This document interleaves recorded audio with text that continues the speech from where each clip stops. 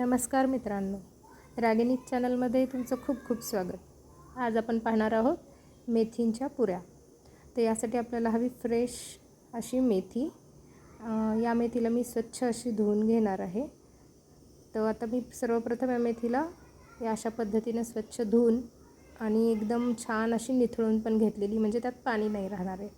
आणि निथळून घेतल्यानंतर हिला अशी मी एकदम छान पद्धतीने अशी कापून घेतलेली आहे।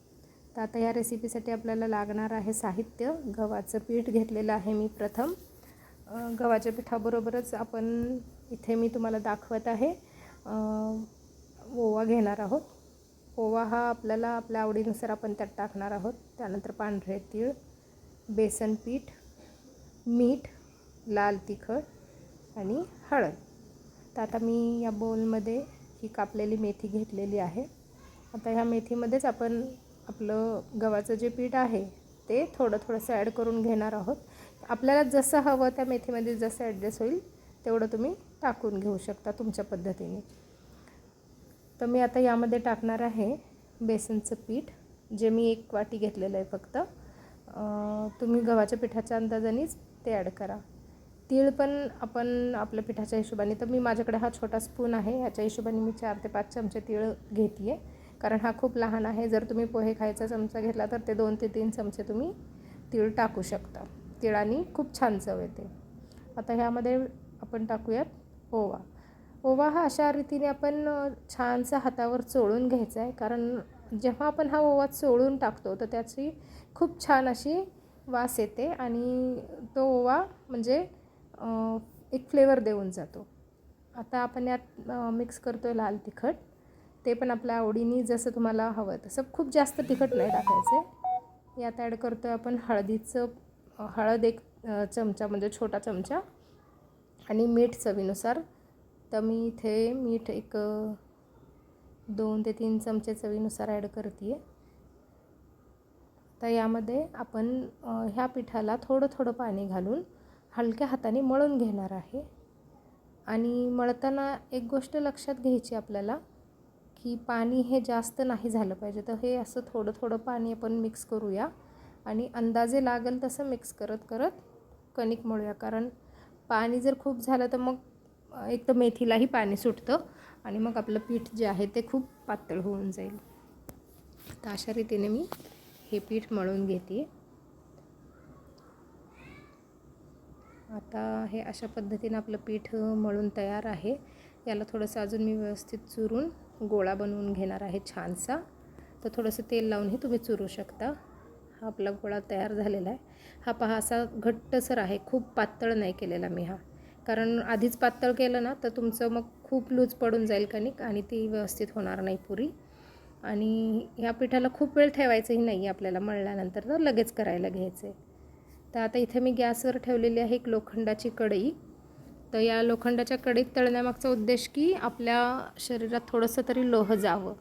आता मी ह्या कणकेचे 6 ते 7 गोळे करून घेतलेले आहेत। आता याला आपण छानशी कापण्यासाठी ही प्लेट पण घेतलेली छोटीशी, म्हणजे पुरीचा शेप।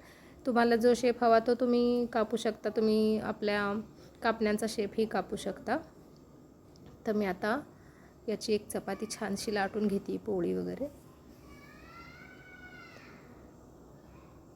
हे आपल्या नेहमीच्या पद्धतीने आपण फक्त प्लेन लाटून घ्यायची, याला काही घडी वगैरे करायची नाही आहे। जसं आपण चपातीला तेल वगैरे लावून घडी करतो तसं काहीच गरज नाही आहे, सरळ फक्त लाटून घ्यायचे। जर तुम्हाला पुरी ही मऊ हवी असेल तर तुम्ही थोडीशी जाड ठेवायची ही चपाती, आणि जर कुरकुरीत हवी आहे तर मग थोडीशी पातळ लाटायची। तर आता मी याच्या छान गोल गोल पुऱ्या कापून घेते आहे। हे अशा प्रकारे आपण हे कापून घेऊयात। तर तुम्हाला लक्षात येतच असेल की म्हणजे गोल कापल्यामुळे तिथे तेवढ्या 5 ते 6 पुऱ्या निघतील आणि बाकीचा शेप हा अशा पद्धतीने आपण काढून टाकायचा आहे। मध्ये छानसा स्टारही आपल्याला मिळून जातो, जो लहान मुलांना खूप आवडतो।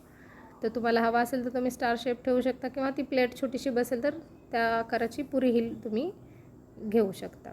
आता हे तेल आपलं असं छानसं गरम झालेलं आहे। तेल गरम झाल्याशिवाय पुरी ही आपण टाकू नये। आता बघा जसं हे छोटंसं पीठ टाकलं तर ते वरती आले, म्हणजे तेल आपलं खूप छानसे गरम झालेलं आहे. आता यामध्ये आपण पुरी सोडून तळून घेऊ. मी आता 2-2 पुऱ्या असं तळून घेते, जास्त नाही तळत आहे. पुरी तळताना देखील तुम्हाला एका गोष्टीचं म्हणजे लक्ष ठेवायचं आहे की जर तुम्हाला कुरकुरीत हवी आहे तर तुम्ही तिला मीडियम आचेवर खूप वेळ तळू शकता, आणि जर तुम्हाला मऊच हवी असेल तर थोडा 1-2 मिनटं तुम्ही उलटी पालटी करून मोठ्या आचेवर लगेचच काढू शकता. आणि कुरकुरीत केल्यानंतर ही पुरी बरेच दिवस टिकते. थोडीशी मऊ राहिल्यानंतर 1-2-3 दिवसच टिकू शकते. तर मी थोड्याशा कुरकुरीतच तळून घेते. आणि हा असा प्रकार आहे की मुलांना खूप आवडतो. मेथी काही वेळेला मुलं खात नाहीत, पण मेथीची पुरी केल्यानंतर खूप आवडीने खातात. ही चवीलाही खूप छान लागते आणि पौष्टिकही असते. तर अशा पद्धतीने माझ्या ह्या पुऱ्या तळून झाल्यात. तर काही मी अशा गोलही केलेल्या आहेत, आणि काही पुऱ्यांचा मी हे अशा कापण्यांचा शेपही केलेला आहे. तर ह्या स्नॅक टाईमला पण छान लागतात, मुलांना येता जाताही खायला आवडतात. तर जरूर नक्की ट्राय करा आणि मला कमेंट करा. धन्यवाद.